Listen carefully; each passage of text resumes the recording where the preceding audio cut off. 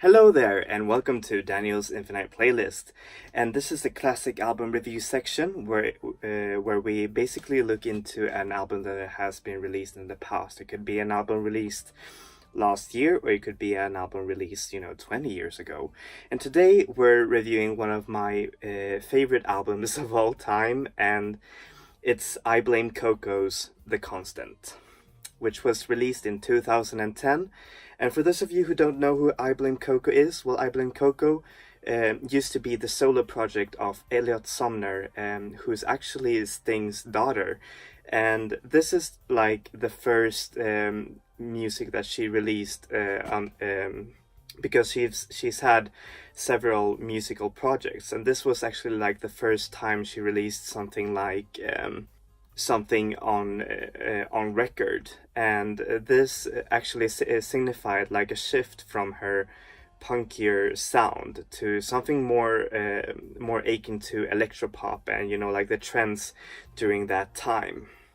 The record is also produced alongside Swedish mastermind Claes Åhlund, whom you've probably known for actually having produced some of Robin's biggest hits and albums as well.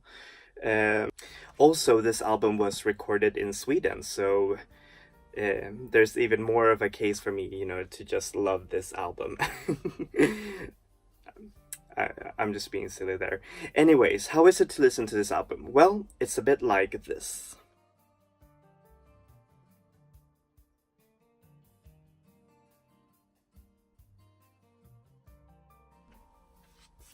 So, I'm going to show you the CD boxing, and as you see here, here's the album cover. I think it's quite simple. I'm just not really a big fan of the album cover, actually. I mean, I love, like the shot of her, but like the typeface is just it's so cheesy, but hey.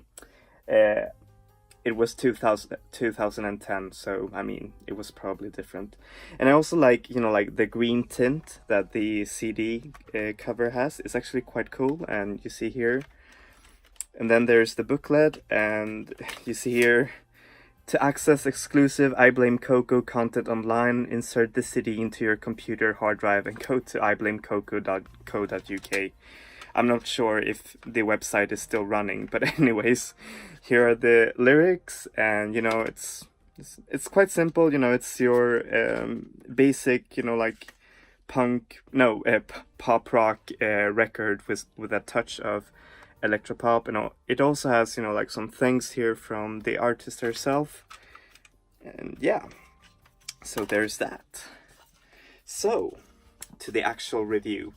Well, musically, this album is kind of like a blend of very, very rocky music. Think back to the rock music of the 80s, but that rock music paired with some of the most exquisite and poppy, electropop, and I just love the sound this album has. And sometimes it actually goes into some reggae style of producing, which is actually quite nice, and it also harkens back to Elliot Sumner's early MySpace days, where she actually made some reggae covers, and that's actually quite cool.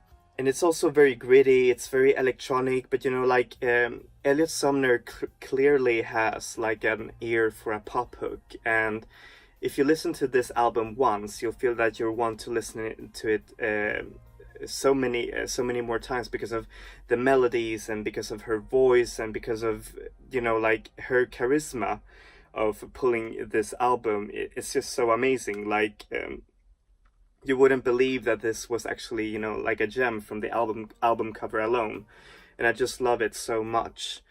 Well, the lyrics are even better. They're just all of these big anthems that you just can sing along to. They're about love, they're about running away with your lover, as in the song Quicker, or Turn Your Back on Love, which is also an amazing anthem, and also Please Rewind. And there are also some slower cuts as well, like for example The Constant or Playwright Fate, which are more you know, like whimsical in their text, but you can sort of, you know, like feel what the songs are about, because as I said, Elliot Sumner's voice is just so expressive, and it's almost uncanny how much she sounds like her father. Like, it's incredible. I love it. And there's also the song Caesar, where I think it's actually like the culmination of the album, because it has like all of these different genres and styles, and she just blends them correctly, and it's just so amazing. And it actually has like a guest spot from the singer Robin, which I also do appreciate. It's one of the better like side how do you say, collaborations that Robin has made. And it's just so amazing, like for an artist that young, you know, to just start working with someone like Robin is just so amazing. And this album also includes a cover from Neil Young, Only Love Can Break Your Heart, but I think it's actually a cover of the Saint Etienne version, because it's actually more like that one. But you know, it's also an amazing cover. I love it. And you also have to hear the remixes, because they're also pretty great, seriously. So, what do I give this album? Well, I give it a 9 out of 10. It's a very, how do you say, misunderstood pop album. When I checked back on the reviews of the album, it was mostly, you know, like average, you know, like a 70% on Metacritic or something like that. And, you know, people were just kind of like, well, she sounds like Katy Perry. And I'm just like, what? She doesn't sound like Katy Perry at all. Have you even listened to the CD?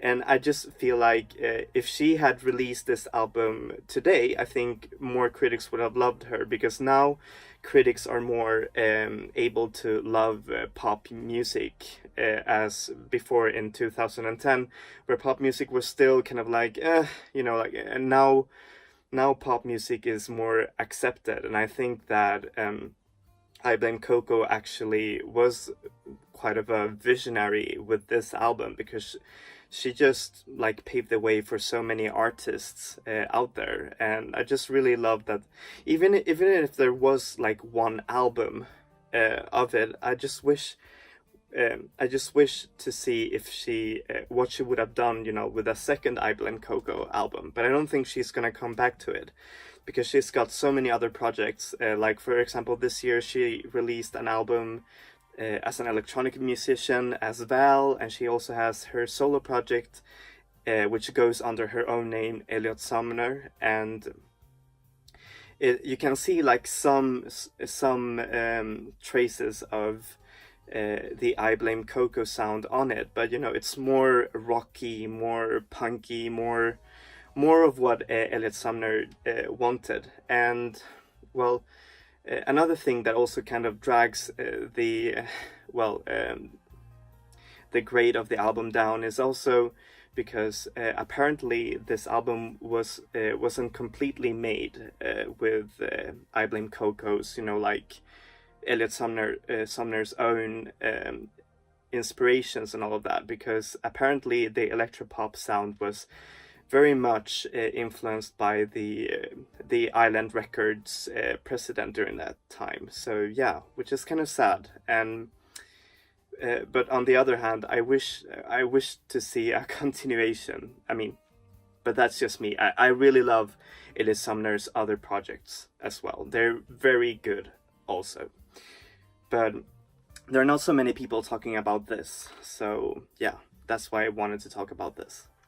Anyways, as always, I'm going to put the artist links down below. I Blame Coco is available everywhere. And also, if this is your first video of me, please like and subscribe. And if you like this so much, I'm going to post new album reviews every week. One new album review every Wednesday, and one old classic album review every Saturday. And yeah, that's it for me.